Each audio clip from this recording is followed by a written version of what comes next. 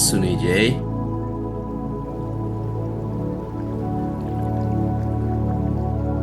સુંદર સવારે આપણે પ્રભુની આગળ આવ્યા છીએ ત્યારે આપણે પ્રભુનો આભાર માનીએ, એમની સ્તુતિ કરીએ અને આજનો દિવસ આપણે શરૂ કરીએ.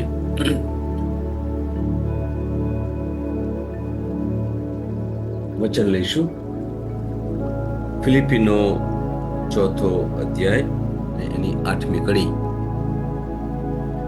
ફિલિપી 4થો અધ્યાય એની 8મી કડી. અંતમાં મારા ભાઈઓ, સાચી, ઉમદા, ન્યાયી, શુદ્ધ, પ્રેમાળ અને સન્માનીય એવી સારી અને સ્તુતિપાત્ર બાબતોનો વિચાર કરો. વાલાઓ, આપણે મુખ્ય વિષય એ ઘણા વખતથી લઈ રહ્યા છીએ, મન એક યુદ્ધ ભૂમિ. અને આમાં આપણે છેલ્લા થોડા દિવસોથી આપણે એક વિષય ઉપર વાત કરતા હતા કે વિચારો, તમે શું વિચારો છો. એટલે આપણા વિચાર કેવા છે એની ઉપર આપણે વિચાર કરવા વિશે આપણે ઘણું શીખ્યા. અને આજે એક નવી બાબત આની સાથે આપણે જોઈશું કે કઈ બાબતો ઉપર વિચાર કરવો જોઈએ. આપણા મનમાં જે વિચારો તો ચાલી રહ્યા છે એની ઉપર આપણે વિચાર કરવાનો છે.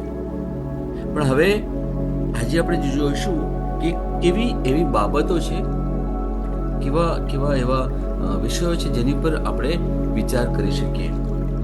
એટલે મારી પાસે જે વિચાર કરવાના જે સિદ્ધાંતો છે અથવા વિશ્વાસી હોવાના સિદ્ધાંતો, અને બીજા અર્થમાં પણ કહીશું કે જે સકારાત્મક હોવા માટે જે સિદ્ધાંતો છે, એ સ્તંભ છે, એ 7 સ્તંભ વિશે આપણે થોડી વાત કરીશું. કે આપણી અંદર ઘણા બધા એવા નકારાત્મક વિચારો ચાલી રહ્યા છે અને ત્યારે આપણને ખબર પડતી નથી કે આ નકારાત્મક વિચારોને કેવી રીતે દૂર કરવા અને કેવી રીતે સકારાત્મક વિચારો લાવવા. આ જે આજનું વચન છે ફિલિપીનો 4થો અધ્યાય અને 8મી કડી, સંત પાઉલ આપણને બહુ સુંદર રીતે વાત કરે છે કે આપણા મનને હંમેશા આપણે કહેવાય ને ટટોળવું જોઈએ અને એને હંમેશા આપણે વિચારવું જોઈએ, કરવું જોઈએ કે ખરેખર મારા મનમાં શું ચાલી રહ્યું છે. જ્યાં સુધી આપણે એનાથી સભાન ના થઈએ ને ત્યાં સુધી આપણે લાગે છે કે આવું કેમ થાય છે. આપણે મોટા મોટા પ્રશ્નો લઈને આપણે જીવનમાં જીવીએ છીએ કે મારી સાથે આવું કેમ, મારા સંબંધોમાં તકલીફ કેમ છે, મને નાણાકીય તકલીફ કેમ છે, મને બીજા બીમારી કેમ છે, આવા પ્રકારની ઘણું બધું હવે આપણે પ્રશ્નો લઈને જ વિચારતા હોય. અને પછી એની ઉપર આપણે ફક્ત પ્રાર્થના કરતા હોઈએ કે પછી આજીજી કરતા હોઈએ અને આપણે ખરેખર બહુ જ અસ્તવ્યસ્ત રહીએ છીએ. ચિંતામાં અને શંકામાં આપણે જીવન જીવીએ છીએ. કેમ?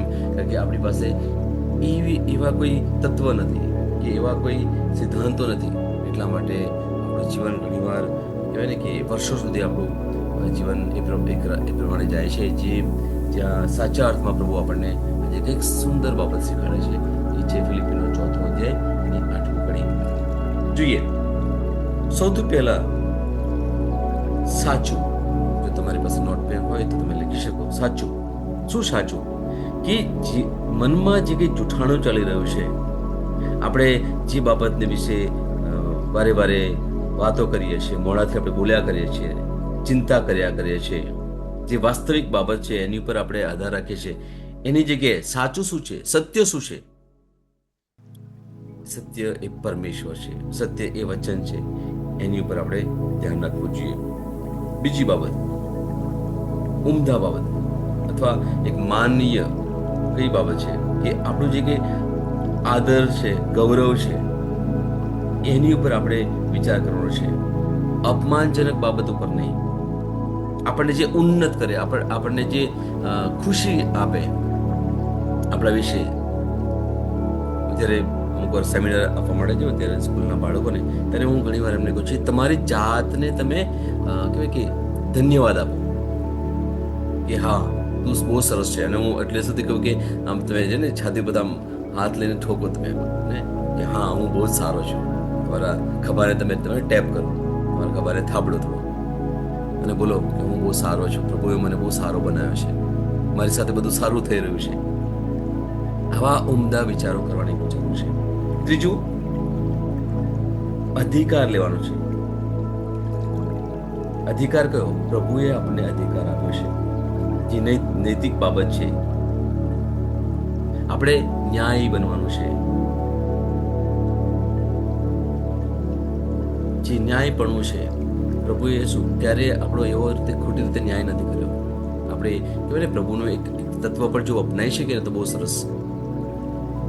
તમે ક્યાંય પણ કે પ્રભુ ઈશુનું તમે જીવન જોશો ને, ક્યાંય એમણે કોઈને પાપી નથી કહ્યા. એમને બધાને ખબર હતી, ઈશુને ખબર હતી, પિતા પરમેશ્વરને પણ ખબર હતી કે દુનિયામાં લોકો પુષ્કળ પાપમાં પડેલા છે, એમનો કોઈ ઉદ્ધાર નથી, પણ ક્યારેય કોઈને પાપી નથી કહ્યા.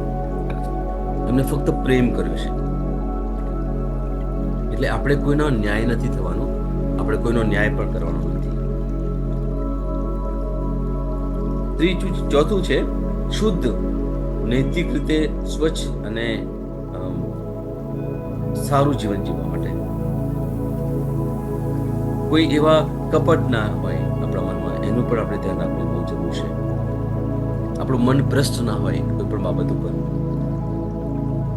અથવા મનમાં ઘણીવાર જ્યારે ભલો આપણને ખબર છે, જ્યારે પણ એવા કોઈ એવા પ્રસંગથી આપણે પસાર થઈએ છીએ, એવા પરિસ્થિતિ આપણે પસાર થઈએ છીએ, ત્યારે આપણે શું કરીએ છીએ? આપણે કંઈક એમાંથી રસ્તો કાઢવા માટે પ્રયત્ન કરીએ છીએ.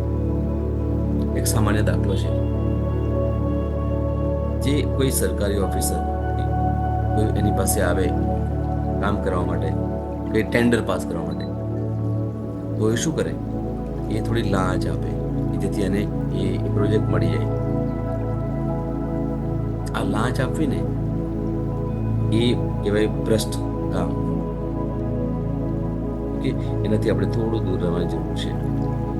બીજું છે એની આગળ પછી છે સુંદર છે, આનંદદાયક જે છે, કે શાંતિ છે, એવી બાબતોને આપણા મનમાં ગ્રહણ કરવાની છે. કડવાશને નહીં, સંઘર્ષને પણ નહીં. જુઓ આપણે મનમાં કેવું બધું ચાલી રહ્યું છે. આપણે સંબંધો, જે નજીકના સંબંધો છે, એમાં કેવા કડવાશ ભર્યા સંબંધો છે. આપણા શબ્દો પણ જો કેવા કડવાશ વાળા હોય છે. કોઈના વિશે કેવું આપણે ખોટું પણ વિચારીએ છીએ. આપણો એટલા માટે કોઈનો ન્યાય પણ નથી કરવાનો. એટલા માટે આપણે સુંદર અને સારું વિચારવાનું છે. જેટલું શક્ય હોય એટલું આપણે સારું અને સુંદર વિચારીએ, અને આપણે શાંતિને પ્રોત્સાહન આપીએ, શાંતિને ગ્રહણ કરવા માટે પ્રયત્ન કરીએ. છઠ્ઠું છે પ્રશંસનીય રહેવાનું છે. બીજાઓ વિશે સારું બોલવાનું છે. કોઈ ક્યારે પણ કોઈના વિશે અપમાનજનક ના બોલીએ. બીજા વિશે જ્યારે બોલીએ છીએ ને, સાથે સાથે મારે આ પણ કહેવું છે કે પોતાની જાત વિશે પણ અપમાનજનક ના બોલીએ. ઘણી વાર જાણે અજાણે આપણે કહીએ છીએ હું તો નાલાયક છું, મેં કશું નથી કર્યું તમારા માટે, મારાથી કશું સારું થાય નહીં. ઘણીવાર બીજા વિશે તો આપણે નથી બોલતા, પણ પોતા વિશે પણ બોલતા હોઈએ છીએ, જાણે અજાણે. આજે આપણે કરીએ છીએ ને વાલાઓ, એ આપણે અજાણતાથી થઈ જાય છે આપણાથી. કેમ? કારણ કે પેલો વિચાર જે નેગેટિવ છે, જે નકારાત્મક વિચાર છે મગજમાં, એના લીધે આપણે ઘણીવાર બીજા વિશે કે પોતા વિશે આવું નકારાત્મક વિચારતા હોય. એટલે હંમેશા પોતાની જાતને પ્રશંસનીય માનજો. હું બહુ જ સારો છું, બીજાને પણ બધા સારા છે, બધા સારા છે. મારો પતિ પણ સારો છે, મારી પત્ની પણ સારી છે, મારા બાળકો સારા છે, મારા મા બાપ બહુ સારા છે. કોઈના માટે અપમાનજનક વિચારવાનું પણ નહીં, અથવા શબ્દો પણ બોલવાના નહીં. અને છેલ્લું સાતમું, ઉત્તમ અને પ્રશંસનીય સારી બાબતો ઉપર ધ્યાન કેન્દ્રિત કરવાનું છે વાલો. સારી બાબતો ઉપર, નહીં કે નરસી બાબતો, નહીં કે ખોટી બાબતો ઉપર. પ્રભુએ આપણા માટે શું મોટું સારું કાર્ય કર્યું છે. આપણે સમયે સમયે એના વિશે આપણે વાત એટલા માટે કરીએ છીએ કે પ્રભુએ જે કામ કર્યું ને, પિતા પરમેશ્વરે, એ ખરેખર બહુ જ ઉત્તમ કામ કર્યું છે. કારણ કે શરૂઆતથી તમે ઉત્પત્તિ યા જેનેસિસનો જે પુસ્તક છે, એનાથી તમે જ્યારે વાંચ્યું ત્યારે ખબર પડે છે કે માનવીનું સર્જન કર્યું ત્યાર પછી એ વારે વારે પડતો ગયો છે, વારે વારે કે ને પ્રભુની વિરુદ્ધ થતો ગયો છે. કેમ? કારણ કે પ્રભુએ પ્રેમ કર્યો, માનવ જાતને પુષ્કળ પ્રેમ કર્યો. પ્રેમ જે શબ્દ વાપરે છે, તો પછી માનવી પ્રભુની વિરુદ્ધ કેમ ગયો? આપણે એક પ્રશ્ન થાય. કારણ કે પ્રભુએ સ્વતંત્રતા આપી છે. જે સુંદર અને મોટી ભેટ પ્રભુ પિતા પરમેશ્વરની છે આપણા માટે, એ છે સ્વતંત્રતા. જ્યાં પ્રેમ હોય ત્યાં સ્વતંત્રતા હોય, બંધન ના હોય. જ્યાં બંધન હોય કે તું, હું કહું એવું જ કર, હું કહું આ રસ્તા પર જાય એટલે આ રસ્તા પર જા, તું એની સાથે વાત કર, એની સાથે વાત ના કર, આ બધું જ્યારે આપણે વિચાર કરતા હોઈએ ને, ત્યારે ત્યાં એ પ્રેમ નથી, ત્યાં બંધન છે. પ્રભુએ આપણને રોબોટ નથી બનાવ્યા, એક સ્વતંત્રતા આપી છે. એટલા માટે કહે છે કે ત્યાં એદનવાડીમાં એટલા બધા ઝાડ હતા, એટલા બધા ઝાડના ફળ હતા, પણ એક જે વચ્ચે એક ઝાડ હતું, એ ઝાડના ફળ ખાવાની ના પાડી હતી. થયું શું આપણને ખબર છે? એ સંતોષ માની શકે, આટલા બધા ઝાડ છે આજુબાજુ, તો પુષ્કળ ઝાડ છે, જાત જાતના ફળ છે, બધું ખાઈ શકું. પણ જેની ના પાડી, ત્યાં જ પેલો શૈતાન એ લોકોની સાથે કામ કરી ગયો. અને કામ એટલા માટે કરી ગયો કે શૈતાનને ખબર હતી કે આ લોકોને પ્રભુએ, ઈશ્વરે સ્વતંત્રતા આપી છે, એટલે હવે એમને વિચારવા દો. આપણે જીવનમાં જુઓ, જેટલી પણ પડતી આવી છે ને, જેટલા પણ દુઃખ આવ્યા છે, જેટલી નિરાશાઓ છે, હતાશાઓ છે, કારણ કે આપણે ઘણીવાર એવા નિર્ણયો લીધા છે, આપણા ઘણીવાર એવા વર્તનો એવા છે, આપણા એવા ઘણા અનુભવોના લીધે આપણી એવી માનસિક સ્થિતિ બની ગઈ છે. થોડા સમય પહેલા મેં એક એવું વાત પણ કરી હતી કે સાયકોલોજીમાં એક એવું છે કે જ્યારે કોઈ કાઉન્સેલિંગ માટે આવે ત્યારે જરૂર પડે તો અમે એમને એમના બાળપણમાં લઈ જઈએ છીએ, અને પછી ત્યાં એમની સાથે શું થયું હોય એ અમે પછી જોવા પડે. તો કે એ સુધારી દે તો પછી અત્યારનો સમય તમારો સુધરી જાય. આ એક આખી પદ્ધતિ છે. એમાં ઘણીવાર અત્યારનું જે જીવન છે ને, અત્યારની આપણી માનસિક પરિસ્થિતિ છે ને, એ ક્યાંક ને ક્યાંક આપણા બાળપણમાં જે અનુભવ થયો છે, જે કદાચ ખરાબ અનુભવ થયો છે, એના લીધે આ પરિસ્થિતિ આજે આપણે છે. આપણી અમુક વિચારસરણી આપણને મળી હોય, અથવા આપણે એવી વિચારસરણી કરી દીધી હોય, એના લીધે આજે આપણે એક પ્રકારનું જીવન જીવીએ છીએ. એમાં ઘણા બધા ઉદાહરણો હું આપી શકું. શરૂઆતમાં આપણે ઓલરેડી જોયું છે. જો તમને જાણવું હોય તો શરૂઆતના જે મારા જે યુટ્યુબ પર વિડીયો છે, તમે જોશો ને, તો એમાંથી તમને ઘણી બધી માહિતી મળી શકે.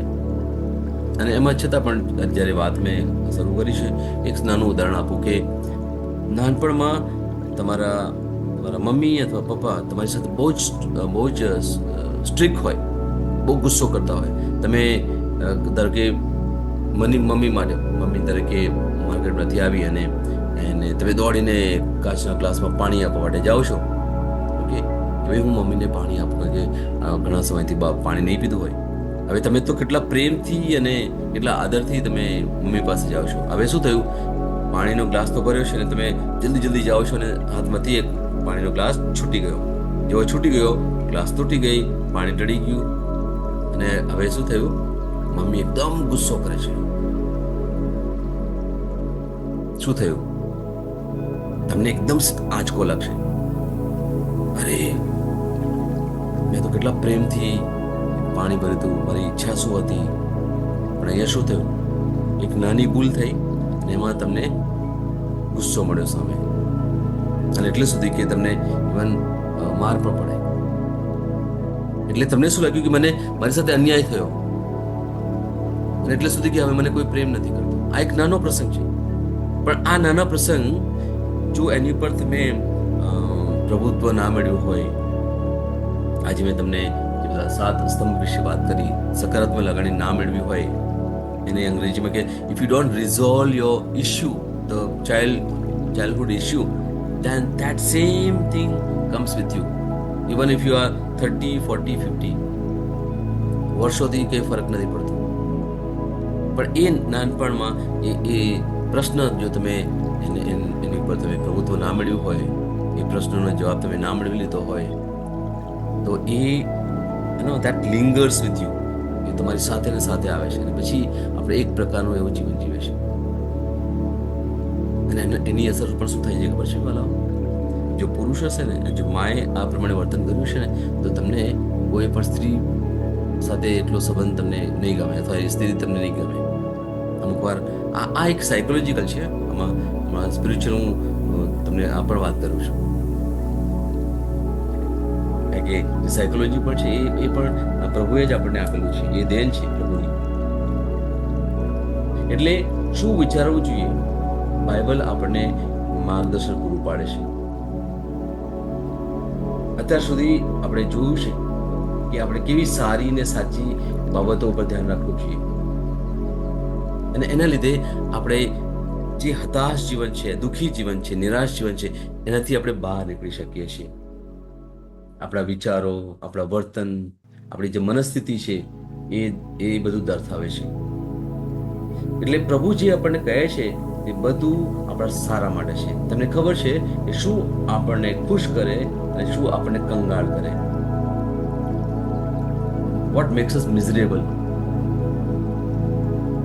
That is the only one thing, that is our wrong thoughts. આપણને કંગાળ શું કરે? જે આપણા ખોટા વિચારો છે એ આપણને કંગાળ કરે છે. એટલે આપણે એની જવાબદારી લેવાની બહુ જરૂર છે વાલો. સાચા અર્થમાં આપણે જવાબદારી લેવાની જરૂર છે. આપણે પોતાની જાતની એક યાદી બનાવીએ, પૂછવાની બહુ જરૂર છે કે હું શું વિચારી રહ્યો છું. લખી દો. શાંતિથી તમે બેસો, પેન પેપર લઈને, અને જે પણ વિચાર આવે ને એને તમે કહો ને કે વિસ્તારથી નહીં, આપણે નિબંધ નથી લખવાનો, ખાલી એક વાક્ય અથવા એક શબ્દ તમે, એક વાર 2 શબ્દ તમે લખો અને જુઓ કે મને કેવા પ્રકારના સામાન્ય રીતે વિચારો આવી રહ્યા છે. અને પછી થોડા સમય પછી એ શાંતિથી એને જોઈએ. એ પેપર ઉપર જે વિચાર તમે લખ્યો છે એને તમે જુઓ, અને પછી એ વિચારને તમે પ્રભુને સોંપો કે પ્રભુ જો મારી સાથે આવું થઈ રહ્યું છે. આ એક સભાનતા મળશે. જ્યારે આવું કરીએ છીએ ને એનાથી આપણને સભાનતા મળે છે. આ બહુ જરૂર છે. આ એક પ્રવૃત્તિ, બહુ સુંદર પ્રવૃત્તિ છે. જો તમે કરવા માંગતા હોય તો કરજો. કદાચ એવા વિચારો હશે જે કદાચ આપણને ખબર પણ નહીં કે હું આવું પણ વિચારું છું, એવું થશે તમને. કારણ કે આપણે એટલા વ્યસ્ત છીએ જીવનમાં કે આપણી જાત સાથે આપણે સમય નથી લીધો. આપણે કામ જ કર્યા કરે છે, અથવા અલગ અલગ વિચારો કર્યા છે, અલગ અલગ વ્યવહારોમાં પડેલા, એટલા બધા પડેલા છે. મારી કોઈની સાથે કંઈક વાત થઈ તો મને 2-3 એવા મુદ્દા લખીને કહ્યું કે હું તો આવું જ વિચારું છું, અત્યારે મારે આવું કરવાનું છે, મારે તેવું કરવાનું છે, મારે ભવિષ્યમાં નજદીકમાં આવું કરવાનું છે, તેવું કરવાનું છે, એટલે મારી પાસે સમય નથી. બોલાવો, પ્રભુએ આપણને 24 કલાક આપે છે. ક્યારે આપણે એવું ના બોલી શકીએ કે મારી પાસે સમય નથી. આપણી પાસે સમય છે, પણ એ સમય કઈ બાબત ઉપર આપણે ગાળીએ છીએ, કઈ બાબતમાં આપણે બહુ બિઝી રહીએ છીએ, ત્યાં આપણે ધ્યાન રાખવાની જરૂર છે. એ બાબત સારી પણ હોઈ શકે, એ બાબત નરસી પણ હોઈ શકે, પણ સમય તો છે. જો તમે કદાચ રાત્રે 6 થી 7 કલાક ઊંઘતા હોય કે તો થોડો અડધો કલાક તમે આપી શકો સૂતા પહેલા, અથવા સવારે ઉઠ્યા પછી અડધો કલાક. આપણે શું કરીએ છીએ અહીંયા? રોજ ખાલી અડધો કલાક જ મળીએ છીએ, પણ એનાથી શું થાય છે? આપણે શું કરીએ છીએ? આપણે થોડો સમય શાંત રહીએ છીએ, આપણા જીવન, આપણા વિચાર, આપણા વર્તન ઉપર રોજ થોડો અડધો કલાક વિચાર કરવા માટે પ્રયત્ન કરીએ છીએ, અને એ દ્વારા બાઇબલ આપણને શું કહે છે, પ્રભુ આપણને શું શીખવે છે, એનાથી આપણે શું કરીએ છીએ, આપણે જીવનને થોડું ધીરે ધીરે ધીરે સુધારવા માટે પ્રયત્ન કરીએ છીએ. આ સુંદર કાર્ય છે, આ સુંદર કાર્ય છે. અને અહીંયા આપણને પ્રભુએ એક સુંદર તક આપેલી છે. એટલે શું વિચારો છો તે વિચારવાની બહુ જ જરૂર છે. એટલા માટે, કારણ શૈતાન આપણને છેતરે છે ને એ બતાવીને કે તમારી પરિસ્થિતિ આવી એટલા માટે છે કારણ તમારી આજુબાજુ ઘણું બધું ચાલી રહ્યું છે. તમે દુઃખી છો કારણ કે તમારું બાહ્ય પરિબળ એવું છે. તમે નિરાશ છો, તમને ગુસ્સો આવે છે, તમને ચીડ આવે છે, કારણ કે જો લોકો આજુબાજુ એવા છે, સારા નથી. મારા વાલાઓ, મુખ્ય બાબત શું છે ખબર છે? સાચી બાબત એ બહાર કશું નથી, એ આપણી અંદર છે, આપણા વિચારો છે. આપણી અંદર જે પડ્યું છે એના લીધે આપણે દુઃખી થઈએ છીએ, બહારની બાબતોને લીધે નહીં. કોઈ મને વ્યક્તિ ગમતી નથી ને, અથવા કોઈની સામે મને ગુસ્સો કરવાની ઈચ્છા થાય છે ને, કોઈનો દ્વેષ કરવાની મને ઈચ્છા થાય છે, અથવા કોઈના વિશે મારે ખોટું બોલવાની ઈચ્છા થાય છે, હું દુઃખી થઉં છું, નિરાશ થઉં છું કોઈ વ્યક્તિના શબ્દને લીધે અથવા એ વ્યક્તિના વર્તનને લીધે. હા, ધ્યાન રાખજો, તકલીફ બહાર નથી, તકલીફ અંદર છે. પ્રશ્ન બહાર નથી, પ્રશ્ન મારી અંદર છે, મારા વિચારો લીધે. એક સામાન્ય ઉદાહરણ આપીશું. તમે બિલાડી જોયું હોય, એને તમે જો નવડાવ્યું હોય ને, તમે સરસ પાણીથી એને સાબુ લગાડી સરસ તેને નવડાવ્યું હોય, પછી એને તમે કે બહુ સરસ એને તમે બ્લોઅર પણ માર્યું હોય, પછી એના વાળ પણ સરસ થઈ જાય, અને પછી શું કરે ખબર છે? એને તમે છોડી દો અને પછી તમે જોજો એ બિલાડી શું કરે. એ શું કરશે ખબર છે? એની જીભથી છે ને એને વાળ ફરીથી એ પોતે સાફ કરશે, આખા શરીરથી. જ્યાં પણ કદાચ થોડું પાણી પણ હશે અથવા એવું કશું હશે ને, તો એ સાફ કર્યા કરશે. શું કરે છે? તમે તો સાફ કર્યું, પણ એ જાતે પણ કરે છે એવું. બિલાડીને ક્યારેય એની શરીર પર થોડો પણ કચરો હોય ને ગમે નહીં. હવે એની સામે એક તમે ભૂંડ લઈ લો, પીગ. મેં ફોરેનના અમુક લોકોને જોયા છે, એ લોકો પાડે છે. અહીંયા પણ મારી પાસે એક નોર્થ ઇસ્ટના બેન છે, એમણે છે ને નાના પિગલેટ્સ લાવ્યા છે, ભૂંડના બચ્ચાને.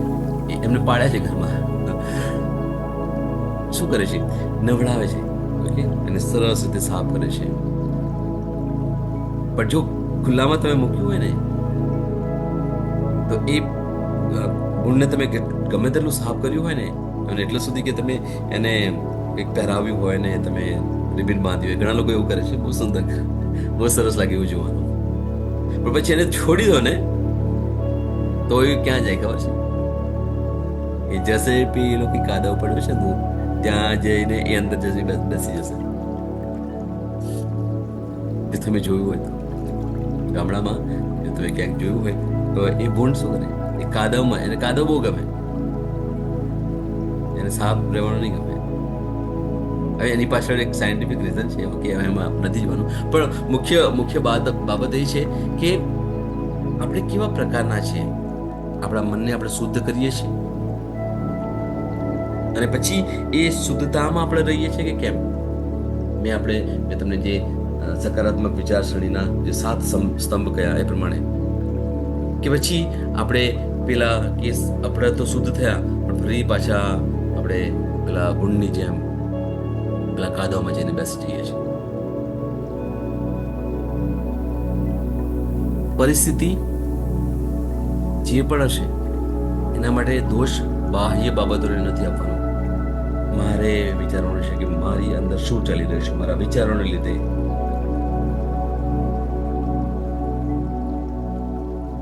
આપણા જીવનમાં જે પણ ચાલુ રહ્યું છે, આજે સુંદર પ્રભુએ આપણને બાબત કહી છે એક વિચારવા માટે. આજે આપણે શરૂ કરીએ, એક પ્રવૃત્તિ શરૂ કરીએ પોતાની જાત સાથે, કે આજે મારે કોઈને દોષી નથી માનવા, મારી જાતને પણ દોષી નથી માનવાની. કેમ? કારણ કે જે ચાલી રહ્યું છે એ હું નથી. હું એટલે કોણ? આત્મા. પણ મારા મનમાં જે વિચારો ચાલી રહ્યા છે એના લીધે ક્યાંક ને ક્યાંક મારા જીવનમાં આવી પરિસ્થિતિ આવી ગઈ છે. એટલે દરેકે વ્યક્તિએ પોતાની જાતની જવાબદારી લેવાની છે. એ પછી તમે પતિ હોય કે પત્ની હોય, તમે એકબીજાને દોષ નથી આપવાનો વાલાઓ. આપણે એકબીજાને દોષ નથી આપવાનો. હું મારી જવાબદારી લઉં છું, તું તારી જવાબદારી લે.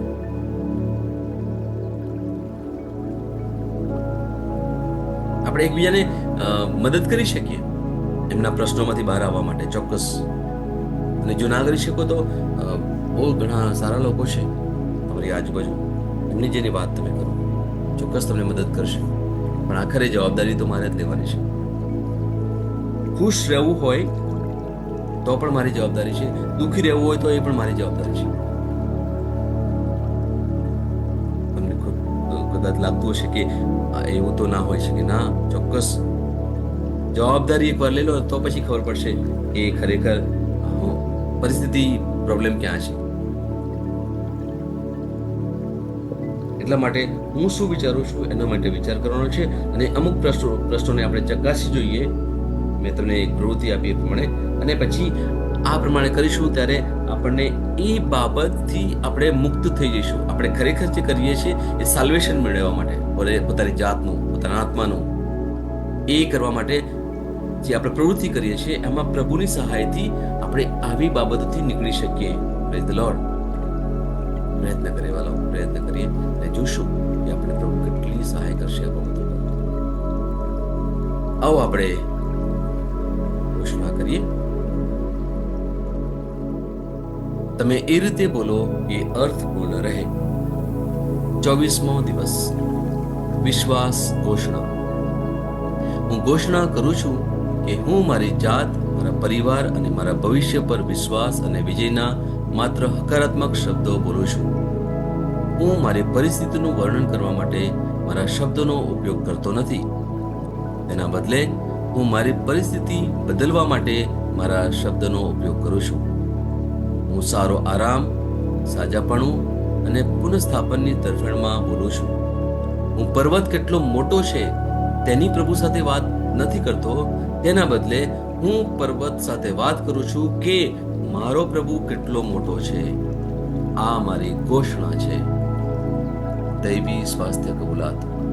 હું પ્રભુના વિશ્રામમાં પ્રવેશી ગયો છું અને દરેક સંઘર્ષ બંધ થઈ ગયો છે, કારણ કે ઈસુએ મારા માટે પ્રતિકૂળ અને દરેક વિપરીત પરિસ્થિતિ પર કાબુ મેળવ્યો છે.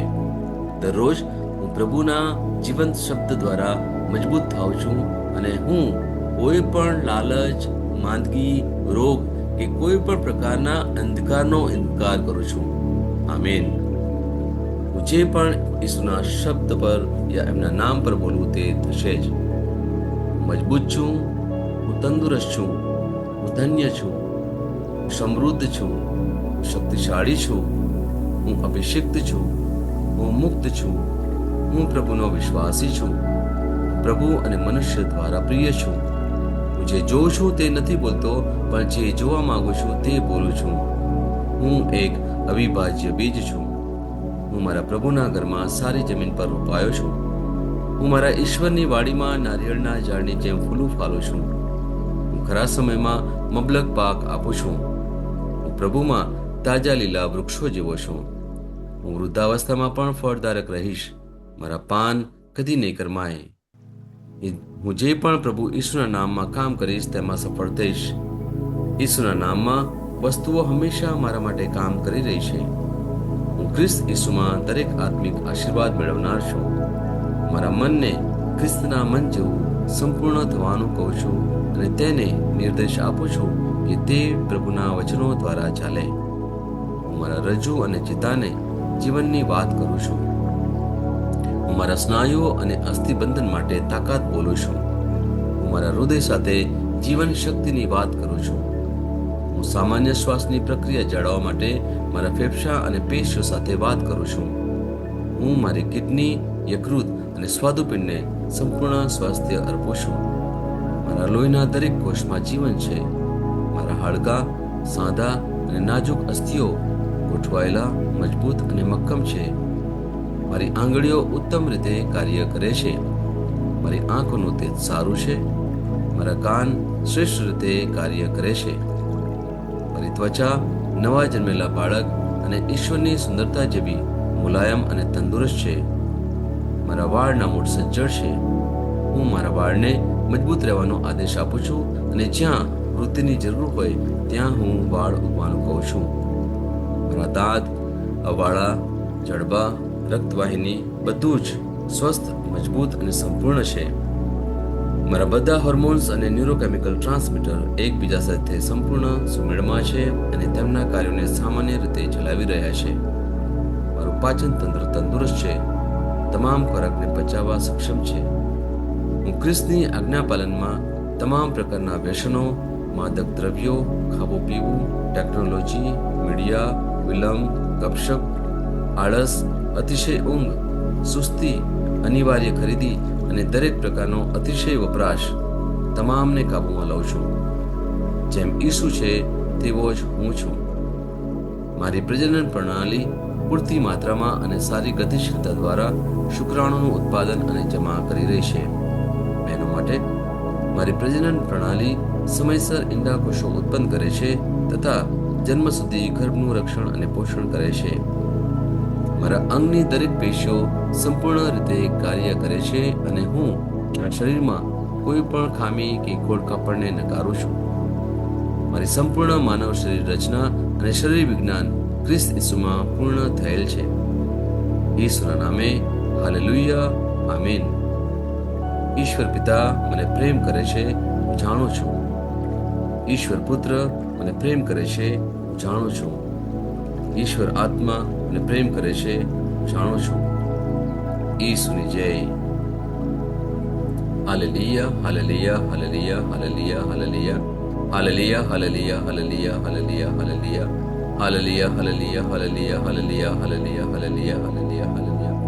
Hallelujah, la kara masha kara kara shada da raba shaba bari bishi biri bishi biri bishi biri biri kiri la hara basha bara bashi biri biri biri kiri kiri kiri bishi kiri la bara bara basha bara bari bishi biri biri shi biri bishi biri bishi biri biri barashi Hallelujah, la bakara masha kiri kiri kiri kiri shiri biri shi biri bashi bara bashi biri bishi biri kiri la hara bara bashi biri bishi biri basha bara bara basha bara barashi kiri li hara basha bara bari kiri kiri kiri bishi kiri ramana shabarate le raba shaba khala ma kere kere shara bar shiri basha bar khara khara basha kala kara tarashide ne la raba shaba le kere be shiri da de da basha ra de kere shiri da hara ba bar shiri le kara basha bar basha de kere shiri basha bar kere ke la ra ri da raba shaba ra bashi be be shi be be shi bar ba khara khara kara kara kara basha kere halali ala ba hala wala khara khora ma she kere kere kere shiri de raba raba shi be be la khara basha kere kere be shi da la khara de da Hallelujah, hallelujah, hallelujah, hallelujah,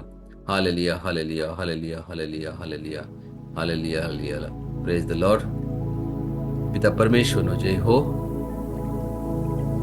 પુત્ર ઈસુનો જય હો, પવિત્ર આત્માનો જય હો, પવિત્ર આત્માનો જય હો. ઈસુની જય.